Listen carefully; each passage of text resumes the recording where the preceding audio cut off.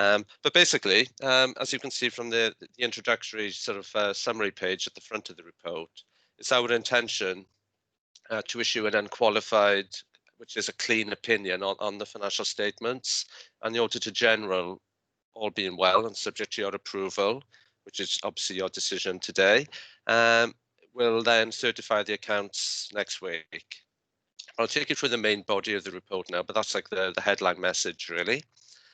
In terms of progress, there's a section there on progress, which refers to the fact that we have substantially completed the audit, which we have. I'm pleased to confirm that. And paragraph 6 then refers to our ongoing internal quality review work being outstanding. That is still outstanding, largely because some of the adjustments that were put through late in the version of the accounts that went through late yesterday afternoon, we are still working through. You know, we still at the stage of confirming we are happy with those adjustments, and then we got to sort of undertake the review with those adjustments. We've got to satisfy ourselves that those adjustments are correct and appropriate and as expected. To date, we are happy. I think I can confirm that. That work is still ongoing. So I just need to make that important point there, really, that if you do decide to approve the accounts today, it will be on that basis, on the expectation that we will be satisfied that those adjustments that were made yesterday afternoon are satisfactory. Just to reiterate the point, we are still working through them, but to date, we're okay, if you know what I mean. I'm happy to take any questions on that, by the way. Shall I stop there for the moment, because before I go into the rest of the report? Yeah, do any members have any queries or comments on what they've heard so far? No, I think that's fine if you want to carry on. Okay, thank you, Chair. The report goes on to talk about COVID-19. It wouldn't surprise you whatsoever to understand that the pandemic had a huge impact across all our audits, regardless what sector the audit, the audited body operated within. And the SRS has been absolutely no exception. I suppose the main impacts, just to give you a flavour really in terms of what the impacts are, which you probably know from your own understanding anyway, in terms of what's going on at your own council bodies. But audit deadlines have been subject to slippage. There's been a bit of movement there, a bit more flexibility. The other adjustment then, other impact rather, has been in regard to actual changes to the financial statements. There's been certain disclosures that have been required. There's been certain sort of emphasis on our audit work on certain areas of the accounts, particularly in regard to things like asset valuations, which I'll come on to shortly, in regard to the pension fund. And thirdly, which has been quite a radical change, really. We've all been having to undertake audits remotely, both in terms of preparation of the financial statements, us as auditors undertaking the audit and having to work together to deliver an audit. So that's been quite a challenge. But despite those challenges, I'm pleased to say the audit, as I say, is pretty much complete. We are almost there, and to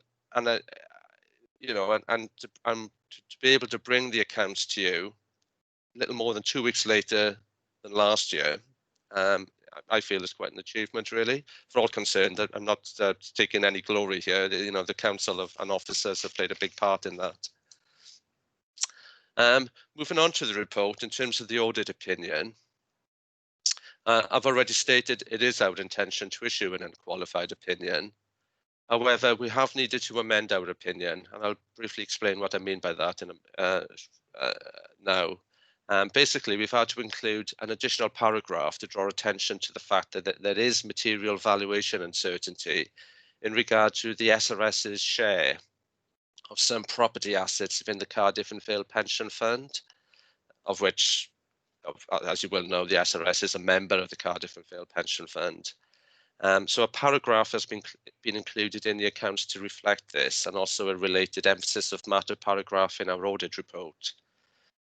But to reassure you on this, the SRS is far from unique. This matter is having an impact on virtually every local government body across Wales, and it's purely due to the COVID-19 pandemic. As you can probably fully appreciate, there's been valuation impacts on property assets across the whole UK-wide property market, and any such investments held by the pension fund the valuers have expressed uncertainty in regard to those investment funds which relate to property assets. And as I say, that's material and valuation uncertainty. Hence, we need to sort of draw that out just within our audit report and correspondingly within the financial statements. It's still an unqualified opinion, just to reassure you on that front. And as I say, to repeat, it is a very common feature of many of our audit reports this year. If I briefly take you through the remainder of the report, just to confirm, there's no uncorrected misstatements. All adjustments have been corrected for, subject to the final check, as I just referred to, of the late adjustment that went through yesterday. And there have been a number of audit adjustments which have been identified as part of the audit process, and they are summarised in Appendix 3 of the report. The various other appendices of the report refer to the letter of representation. But by the letter of representation is basically the assurances we will expect from the Joint Committee to support the signed accounts. So if you sign the accounts today, the letter of representation will accompany those signed accounts to us and enable us to then certify the financial statements. Appendix 2 relates to the audit report. And again, this includes that wording I was referring to in regard to the emphasis of matter paragraph, about the pension fund valuation uncertainty. And Appendix 3, as I just refers to the summary of the most significant audit adjustments we made to the accounts as a result of our audit. To just give you a flavour as to what they all mean, they are all generally of a presentational, classification or narrative nature. So none of them have an impact on the closing position or indeed ever change the bottom line. I'll stop there. I don't think there's a great deal else I need to draw to your attention in regard to the report, but I'm very, very happy to take any questions that there might be. Okay, well, thank you for that. And I think before we start with the questions, just want to say well done to everyone for an excellent audit report. You know, I think I speak for everyone when I say that as elected members anyway, as politicians, like, this is probably one of the best we've seen, and it's good that we've built from last year's learning as well. So I don't know if anyone's got any comments or. Yeah, Councillor Williams, Eddie. Yeah, I'd just like to add, it's refreshing that you read a report and you open it up and you go, wow, there's a lot of pages to this. But what it does is gives the background to all the work that's been done and the detail, and it's clear, and the process between the auditor and the 151 officer is clear that it's a joint working, and yeah, we're in a good position. It did raise concern with the pensions element, but that's been clarified and clear, and so I think the report is excellent, and I can concur that it's in a position to be agreed by the committee. Thank you. Does anybody else have any comments on this report? No? Okay. Can I get recommendations to accept the report then? Thank you very much. Can someone second that, please? Yeah, thank you. And is I presume because everyone's raised their hands, everyone's good with that? Yep. Okay, fab. Thank you very much. It is an excellent report. And it was good to see actually that our shared internal audit service, another form of our partnership is working really well. Moving on then to item 7. Do we want to do 7, 8, 9 and 10 together?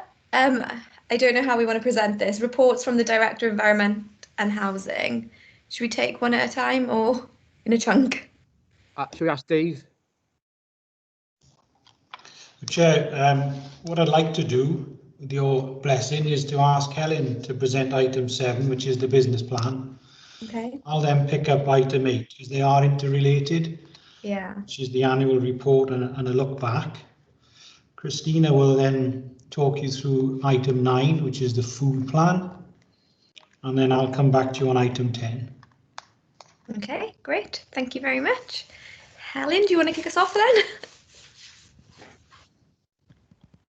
Okay, so Helen Picton, I'm the Operational Manager for Enterprise and Specialist Services within Shared Regulatory Services. And it's great to see everyone after so many months since the last meeting. I'm going to take you quite briefly through the covering report for the SRS business plan. And the actual plan you'll find obviously in the bundle immediately after the report. So the joint working agreement requires the production of a business plan annually. And it also specifies that each year that draft business plan has to come to joint committee for approval, and then once approved, it's circulated to each participant authority's head of paid service. So as in previous years, the current draft business plan for 2020-21 reflects the corporate priorities of the three participant councils, and these are reflected through the 5 SRS strategic priorities of improving health and well-being, safeguarding the vulnerable, protecting the environment, supporting the local economy, and the underpinning one of maximising the use of resources. So you'll see that the draft business plan updates on the work of SRS in the last financial year. And then you'll be familiar with the galaxies for each of those strategic priorities, where we show how our actions turn into outcomes and then deliver on those priorities. And those actions then are set out for the coming financial year, or the current financial year. At the time of writing the business plan, the very real impact of COVID-19 on service delivery was recognised, and this is particularly pertinent, I think, at the current time when so much of our work continues to be COVID related. The draft business plan has been subject to consultation with stakeholders. Comments received have been reflected in the body of the report, and there's some examples included for you in section 2.4. So going back to the recommendations in the covering report, they are firstly for the Joint Committee to approve the SRS business plan for 2020-21, and also to authorise the head of Shared Regulatory Services to be able to make administrative amendments throughout the year to avoid the necessity for matters to be brought back to Joint Committee for some minor amendment during the course of the year. So that's taken you through quickly through the report. I'm happy to answer any questions. Okay, Councillor Mackie has a question for you, Helen. You're on mute though, Councillor Mackie. Sorry, forgot that. Yeah, I mean, I was just wondering, you know, with everything that's happening with COVID and obviously the effect that's going to have, you know, I mean, I think it's a great report, and it's great to see how much work has been achieved as well in the last year, and what you're planning to. I think it's all fantastic. But do we realistically think some of this is going to be achieved, or you know, and what provision are we taking really to mitigate that? Chair, can I come in and answer that as the service head? Yes, please. I think, Councillor, when we wrote this business plan, and we should have sat in June, and as Steve Wyndham says, COVID has caused all sorts of problems for administrations. In June, we were just coming out from under the first wave, and I think I'd have said to you, yes, it'll be a push, but I think we'll get there. Had we met on the 9th of September, I think I'd have been saying to you I could deliver quite a bit of this. And as we meet on the 29th of September, you will be aware that South Wales has gone into health restriction measures, and significant amounts of the SRS resource is now being directed into the Cardiff and Vale Health Board, working with their TTP, into the Cwmtaf Morgannwg Health Board to help them with TTP, and a whole new set of controls on business compliance, which now reach 63, which are measures that we hadn't anticipated having to be charged with delivering as well. So I think there are still parts of this business plan that we will focus upon and deliver. But at the moment we are on a risk of being a bit crass, a little bit of a wartime footing now in dealing with things as they emerge, and we are reacting. Our key partnerships are still there, public health bodies, the police and others. But there will be some things in this business plan that, unless things improve rapidly, we are going to have to put to one side. An example is the work on minimum unit pricing we were going to do for alcohol. Piece of flagship legislation for the Welsh Government, an acknowledgement from them that it isn't going to be delivered this year. There is a greater priority for us. Thank you. Okay, thanks, Dave. I know Councillor Williams has also raised his hand. If you'd like to come in. Thanks, Tanisha. Yeah, I think, Dave, you've indicated that. I was looking at the challenges on page 17, which mentions the ICT, and clearly that's been a factor in the changes that have been made. How's that progressing at the moment? So our ICT has progressed well. We were fortunate anyway in that we were one of the services that had developed a lot in remote working, and we had that capacity to be I always kept calling it the martini workforce, anytime, any place, anywhere.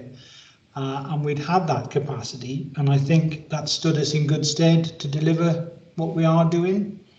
I have to thank publicly, if I'm being recorded, Nick Wheeler and his team at the Vale of Glamorgan's ICT, Phil Bear at Cardiff's ICT, and Martin Morgan's at Pregen, because their joint working behind the scenes has helped us to manage this COVID issue and respond effectively. So our ICT is good. I think we've learned some lessons on remote working and the use of Office 365 and all these new gadgets. But it is a piece of work that when things settle down, we will review and learn some lessons from. But generally, officers are now working remotely as they were before, working from home. And most of the calls that go out through our TTP offices are people at home. So I think it's a real testament to the way the systems have been put in place. Yeah, thank you for that. And just one further question. I think you might have just answered that with the tobacco or the alcohol. On page 35, you were talking about resource implications of some of the work that we're having to do. The Public Health Wales Act, the new legislation. I just wondered, is that because we're being distracted with the TTP and things like that?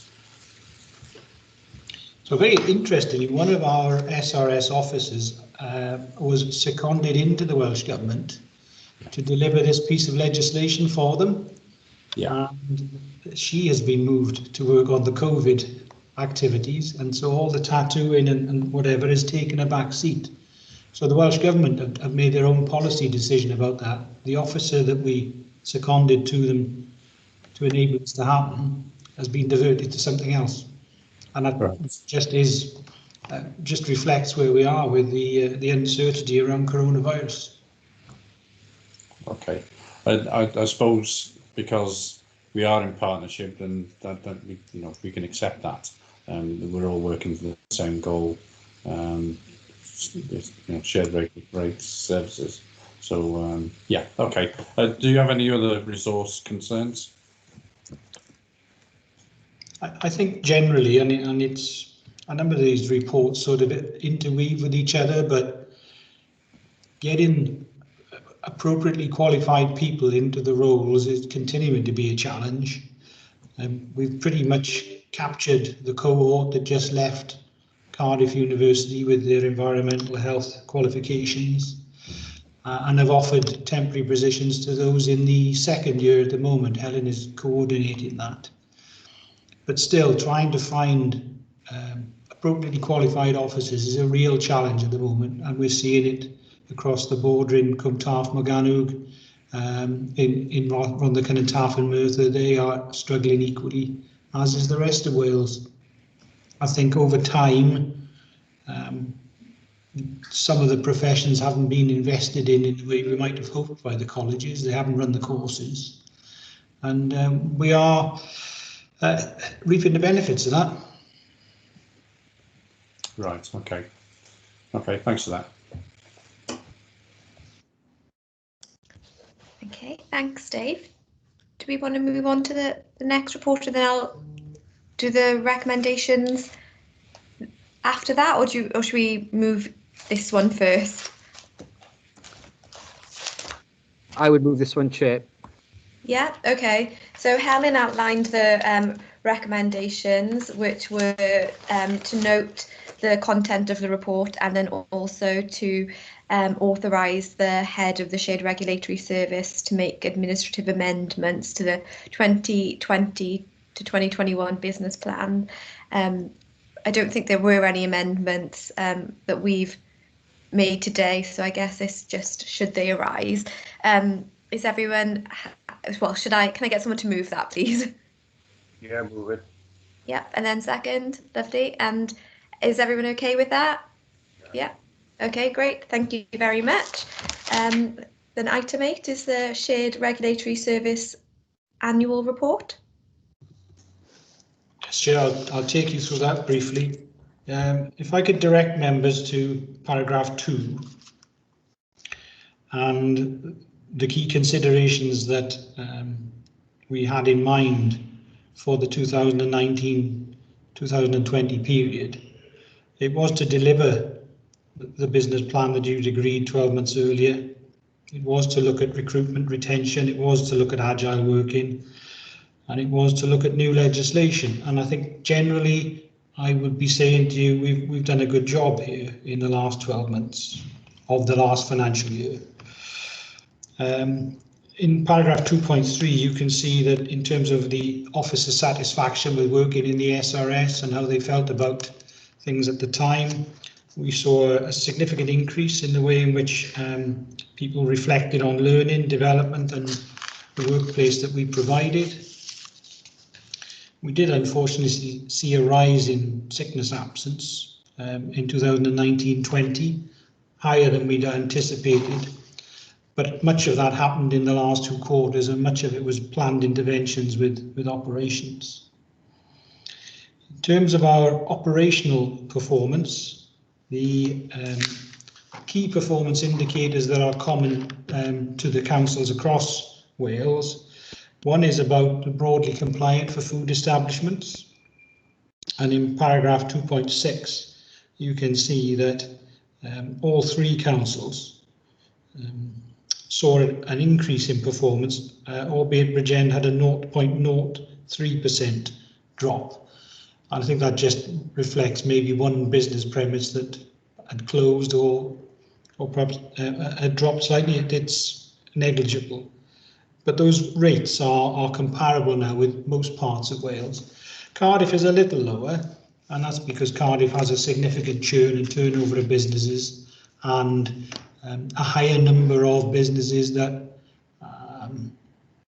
are more ethnically diverse, shall we say. And quite often we need to have conversations about how different cultural practices interface with the food hygiene requirements. In the empty properties brought back into reuse, again, we had a good set of results there, and those are all set out in paragraph 2.6. And in 2.7, you'll see that we did engage with the Welsh Government back in 2019, and they've made a number of changes to the performance regimes around empty properties as a consequence of one of their directors, John Howells, coming out and spending time with officers in Bridgend and in Cardiff, looking to actually see what we did, which was quite a refreshing change, because John is a senior officer and he's come right to the front end to see what we deal with. So some very positive developments there. Set out in Appendix 1 then are the, excuse me, the details of the performance against all the agreed indicators. And were we in the same room, Chair, I would probably quietly walk you through those. I'm happy to do that, but conscious of time, but there's nothing there of any concern. In Appendix 2, we've set out prosecutions, and through the last year and this year, I regularly flag with you items that have attracted the court's attention, and particularly when they've delivered a significant punishment. So Appendix 2 contains all that. In terms of the rest of the report, I set out under the 5 priorities some of the significant achievements. Some of them are also in the business plan as we've looked back. And generally, operational performance has been very good. Paragraph 2.25, I would normally hand you to Claire, and I will do in a moment. Up until March, I think we were on a position to say to you we were going to deliver within budget. And in March, we took action against a man who owns a lot of horses, and we've taken possession of those, and later on we'll talk a little more about that. But that skewed our final performance. So I'm going to hand to Claire to let you hear the detail, and then I'll come back in and conclude the report, Chair, if that's all right.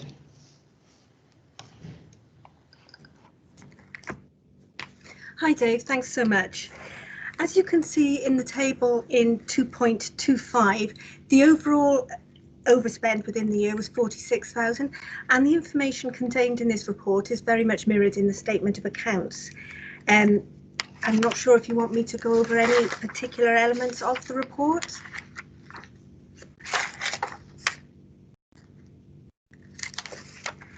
No. Sorry, I think Caris has put her hand up. No problem. I was just going to say, Chair, if there are no actual queries on the detail of the report, just to remind members that within the joint working agreement, there is a statement that the Section 151 officers from the 3 authorities need to agree what should happen with any under or overspend in any one financial year. As Claire has already said, in paragraph 225 of this report, it outlines a net overspend for the service of 46,000, but it also details there the position for each of the individual authorities. I can confirm I've had those discussions with my colleagues, Section 151s in Bridgend and Cardiff, and they've agreed that for 2019-20, where there's been an overspend, the council will be required to reimburse the service for that. So that's Cardiff.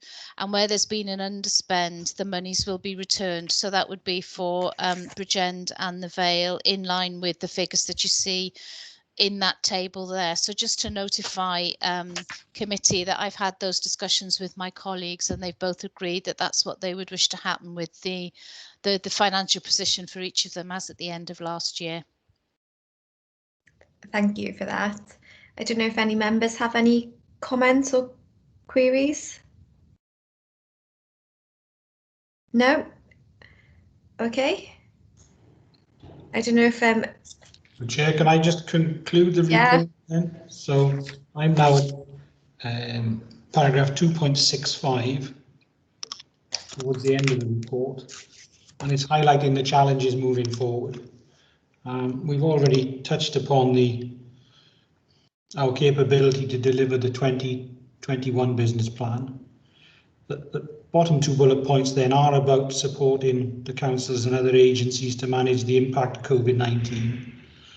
I will be frank with you, I really don't know what that means for us in the months ahead. We had some indication of it in March and April of the impact. I don't think we're going to go into a full lockdown again. I think there are lessons learned from last time, but the draw on the service is going to be significant. And the 3rd bullet point, and the one that is quietly challenging COVID for headlines, is the EU exit. and what that means, and the work that we have to do now with our business communities to make sure that COVID has damaged them significantly, that the EU exit regime doesn't do any more damage. We have a lot of people who export and import in this area, and Ellen's team and others will be key in making sure that they can continue their business across the next few months, and particularly on January 1st. So, Chair, that is the report. The recommendation will be that you agree and allow me then to go ahead and forward on the report to the heads of paid service at the other councils. Okay, if there aren't any queries or comments on what you've heard today, I think it's well relayed out, and I think it's quite clear. Well, I always find the reports on this committee very clear, actually. So yeah, if I could have someone move the report, then please. Thank you. And second, lovely. Everyone's okay with that? Yeah. Great. Thank you very much. Should we move on to item 9 then, please? Which is the Shared Regulatory Service Food Law Enforcement Service Plan. Right, Chair. So Christina hopefully is still on the call and will talk you through that. I am indeed, and good morning everyone. Yeah, lovely to see you all. Before presenting the report, we have noticed 2 errors for the purpose of the minutes. Gareth, if we could note this and make amendments if possible, please. Yep. On the front cover of the report, the date of the meeting is actually down as Tuesday the 8th of September, which I believe was the previous arrangements before this meeting, and obviously the report cover hasn't been changed. So if we could note that, please. And the purpose of the report, it says to seek approval for the Health and Safety Enforcement Service Plan. Just to clarify, this is in fact the Food and Feed Enforcement Service Plan. So just for the purpose of the minutes to ensure accuracy on this matter. Thank you. Thank you. Now, this the Food and Feed Law Enforcement Service Plan, we obviously do this every year. It's something that we bring to Joint Committee for you to be aware of in terms of the food and feed service and how we discharge our duties. We obviously have a duty to enforce food legislation, particularly in relation to food hygiene standards and feed law. And the Food Standards Agency Framework Agreement makes it relevant for us to set out and bring to Joint Committee how we discharge this function.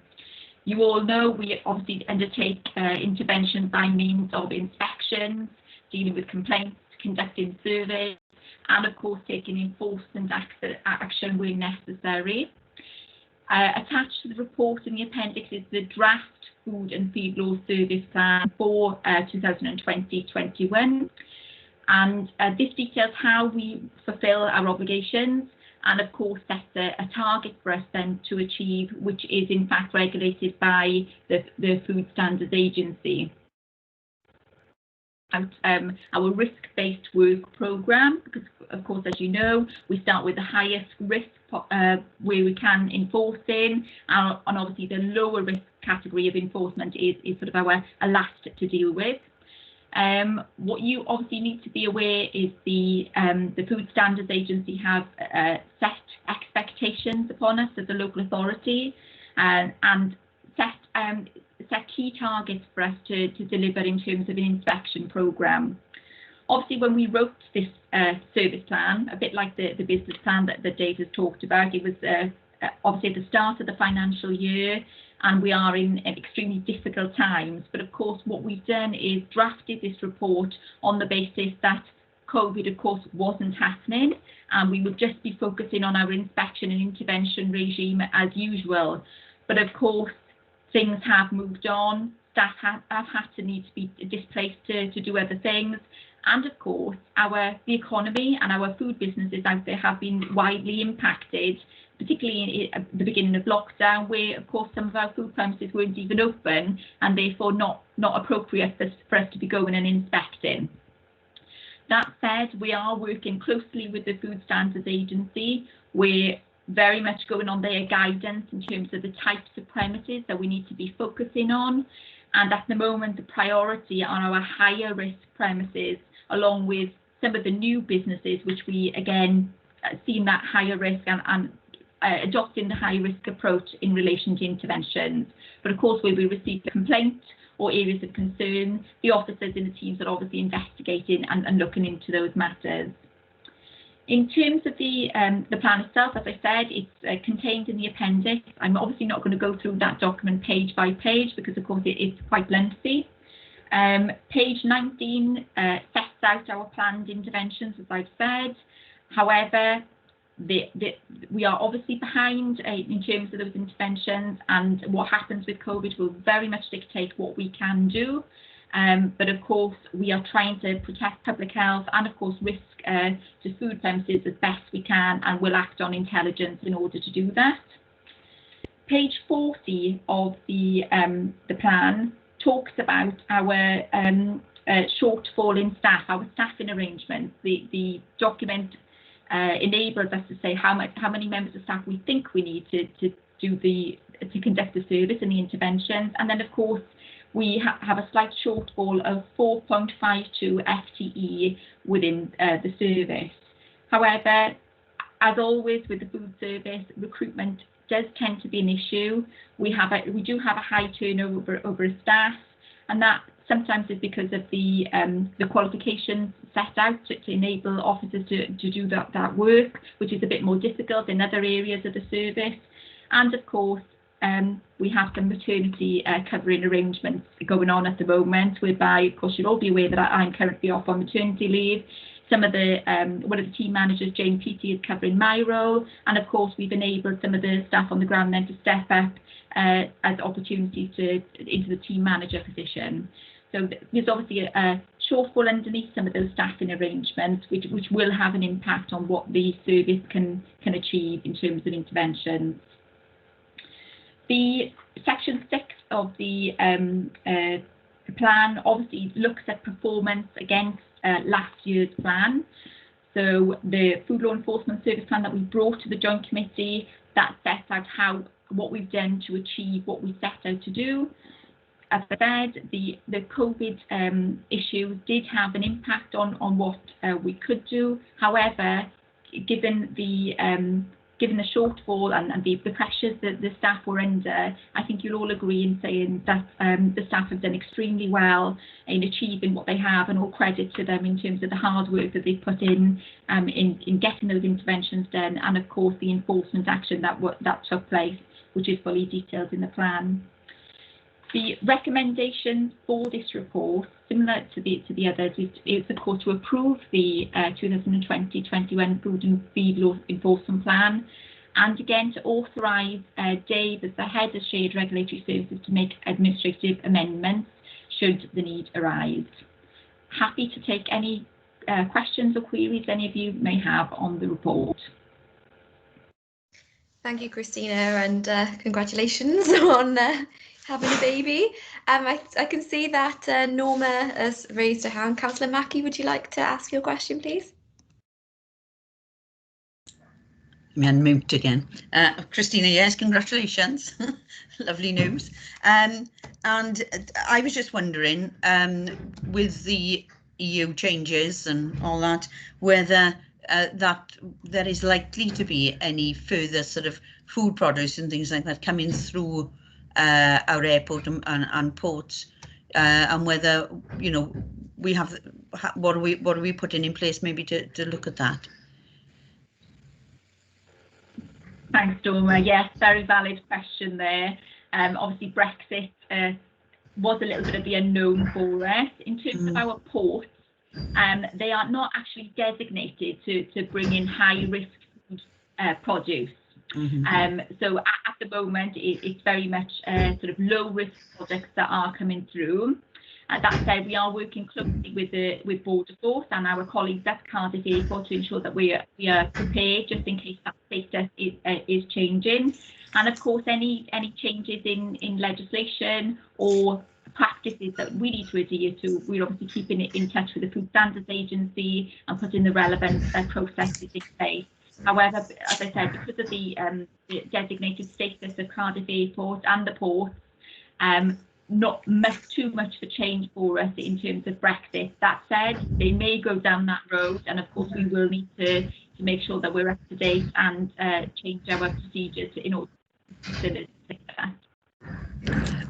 Oh, thanks for that. And another one, just on the COVID sort of issues, with a lot of premises struggling now, and I know within Cardiff we've had a lot of cafes and some pubs and clubs are actually closing down.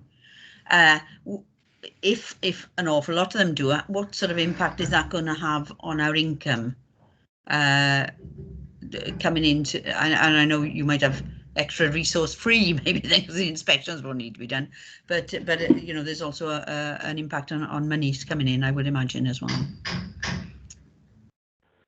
Well, in terms of any new business opening or closing, that obviously does impact on our figures, because once one business closes and another one reopens, that of course is a further inspection for us to be done, and that is an issue for us with Cardiff, because of course there's such high turnover of those inspections, and of course it means that the amount of interventions that we need to do, amount of premises that we need to visit, will increase as a result. And of course with all the other COVID work that's going on, it's a further challenge for us in terms of reaching those figures and those targets for us. So that is a challenge. And of course, you know, the officers are conducting that other COVID work and ensuring that we're supporting local businesses in making the economy thrive and ensuring these new businesses are coming through. So there is an aspect there for us to help and advise them through, as well as inform. In terms of income for those new businesses, we're obviously not receiving any income for a new business starting up. Where we would receive some income is through Helen's area, where should we need to do paid for advice type strategies or activities for businesses, but that generally is the more set up businesses rather than new businesses. So it wouldn't affect our income in terms of we don't receive anything for a new business starting up. However, it does affect our figures, our targets, and of course the officer availability to go out and conduct an inspection at those premises. Thank you. Okay, don't know. Yeah, Councillor Eddie Williams. Yeah, thank you. It's interesting, isn't it? We were talking about the changing, the challenges and the times changing. I'm just curious as to the businesses out there. There hasn't been a drop in standard. I can see from the report there've been some successful prosecutions and things. So clearly the people have been picked up. But I'm just curious as to whether, even though we're not being able to meet all the business inspections, the actual concern is whether there's a drop in standards. Do you see that happening? Thank you, Councillor Williams. Well, of course, we do still respond to complaints and any intelligence that we receive from the public. So where there are any concerns in relation to food hygiene standards, our officers are obviously still investigating and still carrying out the enforcement action as a result. Obviously, the high risk inspections that we're conducting, that would of course pick up any issues that we see out there. But of course, inspections are taking longer in that obviously the PPE issues and the way in which officers approach the inspection, particularly with those kitchens that are much smaller, maintaining those distances. Of course, I haven't been around for the last 10 weeks, but I'm advised by Jane, who's covering my role, that of course the team is still very busy. As you know, the food service is an exceptionally busy service in terms of the amount of work that needs to be done. There are still issues out there, but of course for us it's remaining relevant and encouraging consumers and so on to report matters of concern into us, and of course still getting those officers out to those high risk inspections to ensure that within our issues, we're observing and we're dealing with those very quickly and swiftly to resolve. Thank you. From what you've got in the report, I can see that we're still maintaining the standards. So, the message is, in spite of the challenge, and you know, I would suggest the overworking of staff, we're still maintaining a safe environment. So thank you for that. Thank you. Councillor Lewis has got a question. Thank you, Chair. Yes, it's in relation to dark kitchens, and that seems to be on the increase, and I think that is quite worrying. The fact that I'm aware of a couple of local hubs in the Bridgend area who have a lot of people advertising the sale of takeaways sort of thing. So obviously it's best to make people aware of this and advise them not to order over the internet.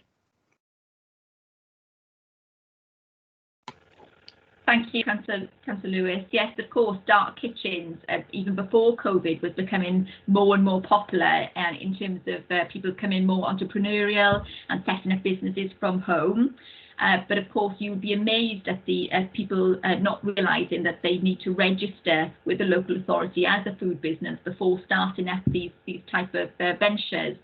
So what we have done in order to police that issue is to set up our own Shared Regulatory Services Facebook page, where we can monitor who is advertising online, who's advertising those services, and to ensure that they have registered with us and of course received the relevant inspection to ensure that the correct standards are in place. So of course, COVID absolutely made people think about things in a different way. Obviously, the consumer landscape changed in terms of the way that we purchase food and the way in which we do things. And of course, people can operate quite safely from their home, as long as they, of course, have the correct measures and controls in place. So the message for us is that obviously anybody setting up these type of ventures need to get in touch with us, need to register and ensure that the relevant controls are in place to do so. But of course, you're quite right. We need to be obviously advising members of the public as well to check the Food Standards Agency website, ensure that those people advertising to sell food are in fact registered and have received an inspection, which will give them an idea of the type of food hygiene rating they've been given and the standards that are in place. But yes, Councillor Lewis, very much a different way of working, a different way of ordering food, and of course consumers are reacting and ordering in that way. Thank you, Christina. Chair, can I add to that as well? Yeah. Chris, you'll remember the interventions we had to make around the University Hospital of Wales, where a number of people were starting to make food and take it into the hospital for the staff, for patients, etc. And we had no traceability on hygiene issues or anything. So a number of interventions made during April, which was, you know, the height of the first wave, but officers were still out challenging those practices, Councillor, and we are going to go into a fairly steep second wave, and you know, just to give you some comfort that we did it last time and we will do all we can to do it this time around as well. Thank you. Can I just ask a question around laboratories and how the timescales are looking when we use those now, because obviously they're in high demand. In terms of sampling, of course, at the moment, from what I understand, it's very much sort of low priority currently. It's only where absolutely necessary that sampling of food products is actually being done by the service. In a normal world, we obviously undertake projects and surveys. For example, the shopping basket survey, we looked at ice, for example, last year. But of course, at the moment, we are really concentrating on those high-risk interventions rather than conducting the sort of the additional survey work that we used to do that. So, of course, at the moment, there's very little in terms of sampling being done. Obviously, if things improve in terms of COVID, we will look to do that again. But I'm not envisaging, as things as they are, that we will be undertaking much sampling and submitting food stuff for analysis currently. I see that very much something that we'll be doing next financial year. Thank you. And again, Chair, to give you some comfort, the laboratory we use is in the north of Cardiff, and in the next report I'll be flagging with you how responsive they were when we put things of key importance. You know, we had next day turnaround. So again, if there is an issue, I'm reasonably comfortable we can get to a laboratory and get some results quickly to be able to intervene effectively. That's good. Does anybody else have any comments or queries that they want to raise? No? Okay. Thank you, Christina. Christina's obviously said the recommendations, which are to approve the Food and Feed Law Enforcement Plan 2020-2021, and then also authorise the head of the Shared Regulatory Service to make any administrative amendments. Can I have someone move those recommendations, please? Thank you, and someone to second. Lovely, and everyone's okay with that because everyone's raised their hands. So thank you very much. Shall we move on to item 10, which is the overview and update of the Shared Regulatory Service? Please, Dave. Yes, Chair. So this report reflects Q1, so that is from April 1st to 30th June. Obviously not in a position to report you fully on Q2 yet, but I will, some of what I say will probably wander into that. I'll start at paragraph 2 and just reflect on some of the human resources. Our attendance has been good, better than last year, so that's a good thing. And I would say that our officers have, you know, stepped up and at no personal risks, no lack of personal risk to themselves. I've intervened now, as you'll see, on some pretty disturbing practices that were happening through April, May and June. So on the HR front, we're okay. On the finance front, we do have an issue, and I alluded to it earlier on. The service at the moment is reporting a significant overspend. The current position there continues as a state of flux. Richard Price is leading this case. He's on the call. The timetable for a court determining this matter has slipped quite a lot. And I believe the next court date now is heading towards the end of November. So, Chair, I am going to convene a meeting away from this to properly understand the financial implications. I want to engage the committee to address the matter with the Welsh Government at a political level. And if with your blessing, Chair, I'd like to convene a separate meeting to this, to take this matter into more consideration. On performance monitoring, Chair, Appendix 2, you have the traditional tables. They don't make for good reading. As Christina has said, a number of the premises through Q1 were closed by requirement of the Welsh Government. So you will know from personal experience that you couldn't go out for meals, you couldn't go to restaurants, you couldn't go to pubs, they're all closed down. And the food chain was primarily being delivered through the supermarkets and corner shops. What I have done to try and give you a feel for some of the things we have been doing in Q1 is put an infographic in. I'm not quite sure on what page that is on your papers, but it is headed COVID Response Q1. And it shows you the number of service requests we'd received, how many warning letters we'd issued. Interestingly, noise and air complaints went up, and that's because everyone was at home and they could hear their neighbours, whereas normally they'd have been in work. We did a lot of work on business closures and then subsequently began to do a lot of work enabling them to reopen. You may not be aware that we actually controlled the number of bookings that hotels and caravan parks were able to take in Q1. Any hotel needed to have a local authority blessing to open and receive residents, and in the beginning it was down to key workers, and we challenged that process quite robustly. We had a lot of scammers exploiting things in April and May, people offering to spray down your house with a COVID disinfectant and spray your drive so you didn't walk it into your house. Price gouging, so exploiting different things. We were seeing things that were previously sold for £1, being sold for as much as £5. And we had to make some interventions. We have, I think I'm right in saying, 15,000 litres of hand sanitizer that doesn't do quite what it's supposed to do. And of course, as employers were saying, and the health authority was saying, social distancing is important, wash your hands important. The next line of defence, use hand sanitizers. And 15,000 litres is an awful lot of product that we are now sitting on that didn't do what it was supposed to do. Some of that was unfortunate purchasing, unfortunate labelling, but some of it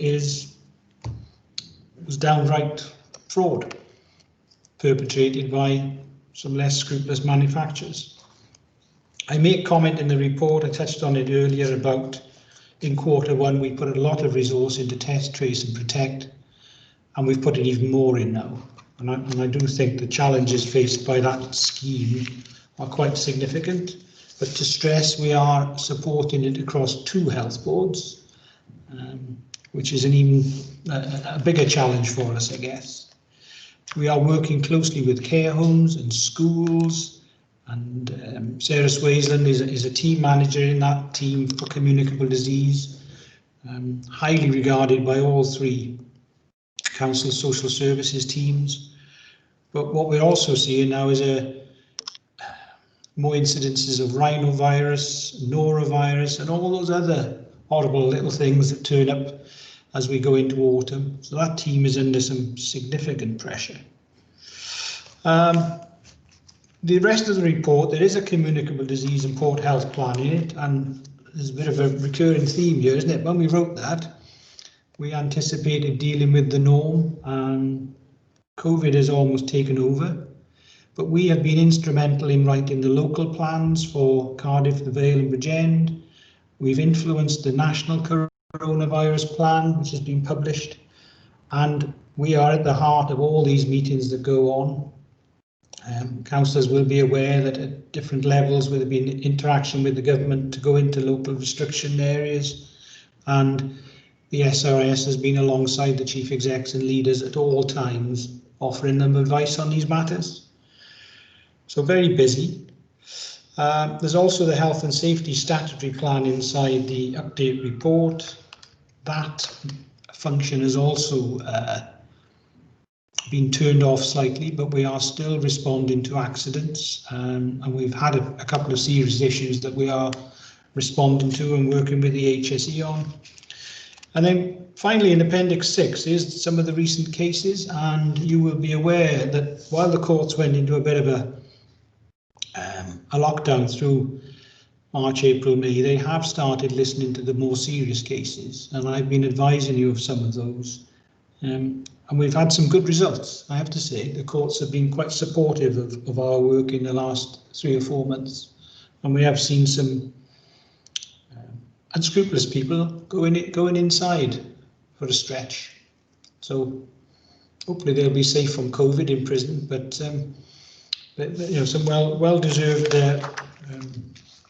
cases there, and investigations by officers getting some real results. And I know that's cheered up the officers, because they've obviously been drawn away to do other things, and nice to see that their work has generated some good results.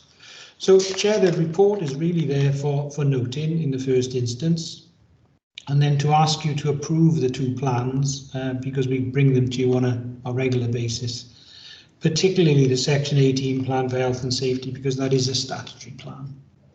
I'll stop there, Chair. I don't know if there are going to be any questions. Okay, do any members have any questions or comments? I can't see anyone's. Oh yeah, Norma, go on. I just wanted to make a comment really about the amount of work that's gone on and is still going on. And I mean, it's just phenomenal, really. And even, you know, getting all these reports together is an achievement in itself, never mind the work behind it. And yeah, I mean, I think we need to sort of formally, you know, praise the staff and everything for the commitment, really, and the extra that they put in to get in us here, you know, and that was all really. I think we, you know, phenomenal work. Well done, everybody. Thank you, Norma. I completely agree with you. I think Councillor Michael would like to say something as well. Just to follow up what Norma said, I mean, the public are sort of preoccupied with their world, and we have the opportunity next week at scrutiny, when they scrutinise SRS, to actually remind them of the incredible work the staff have done for the last 7-8 months. People tend to read bits in the paper and accept that that's the headlines, but they really don't see the incredible amount of work that goes on in the background to make sure they are kept in a safe and secure place.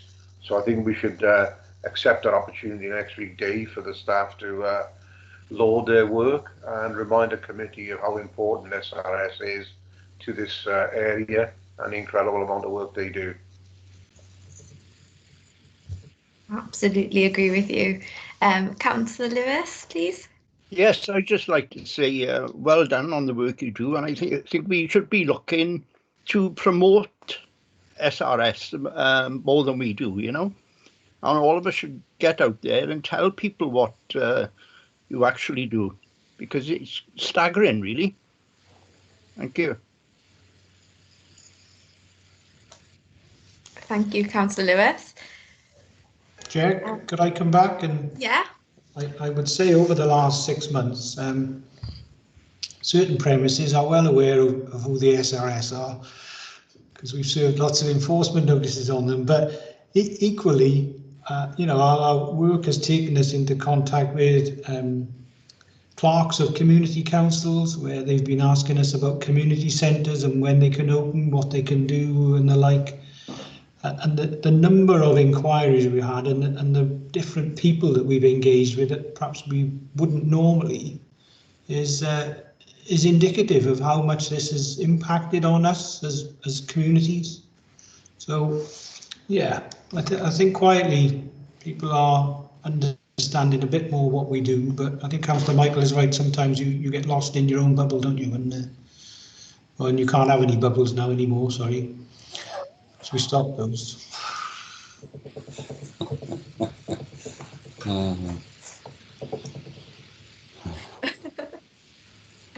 Thank you.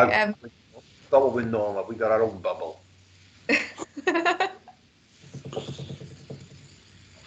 Councillor Williams. Yeah, can I move the report with the recommendation to recognise the staff's contribution to safety of the area? Thank you. Yeah. Second that. And yeah, I've heard someone second that as well. And we just wanted to add into the recommendations about the separate meeting that Dave mentioned, and how we'd like political support. So I'd add that in as well into the recommendations. Yeah, great. Everyone okay with that? Yeah. Okay, great. I feel it's been seconded and everyone's nodding along, so they're approving it. Yeah. Yeah, I think that's that item. Thank you, everyone. Item 11 we've already covered as the urgent item. So I don't know if there's anything left for us to go over. That's it from democratic perspective, unless Dave wants to raise anything. Well, Chair, I'd just like to, you know, your appreciation of the officers is gratefully received. And I have to say the officers, you know, find the 6 committee members a great support. So I just sort of back at you a bit, you know, and I think the officers appreciate fully how much you do on their behalf as well in political circles. Oh, thanks, Dave. I think everyone's smiling, so that's nice to see. Yeah, I think if that's well, everything that we've agendaed and spoke about, I guess I formally close the meeting. Thank you all for your time and contributions. Thank you, everyone. Thanks all. Thank you very much. Bye. See you all soon. Take care. Yeah. Bye then.